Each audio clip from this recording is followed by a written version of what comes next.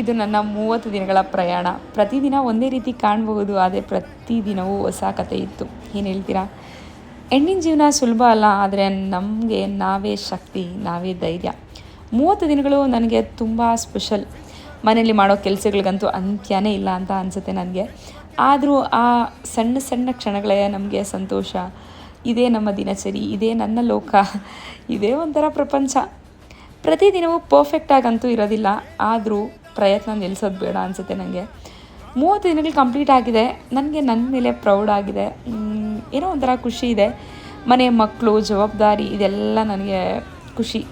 ಇದು ಸಣ್ಣದ್ದೇ ಆಗಿರ್ಬೋದು, ಆ ಸಣ್ಣ ಸಣ್ಣ ಕ್ಷಣಗಳೇ ನನ್ನ ಲೈಫ್ನ ದೊಡ್ಡ ಭಾಗ. ಸಾಧಾರಣ ಜೀವನ, ಸಾಧಾರಣ ದಿನಗಳು, ಆದರೆ ಇವೆಲ್ಲ ನನ್ನ ಹೃದಯಕ್ಕೆ ತುಂಬ ಹತ್ತಿರ. 30 ದಿನಗಳು ಕನ್ಸಿಸ್ಟೆನ್ಸಿ, ಎಫರ್ಟ್, ಇದಕ್ಕೆ ನಿಮ್ಮ ಸಪೋರ್ಟ್ ಕೂಡ ಕಾರಣ. ಇದು ಅಂತ್ಯ ಅಲ್ಲ.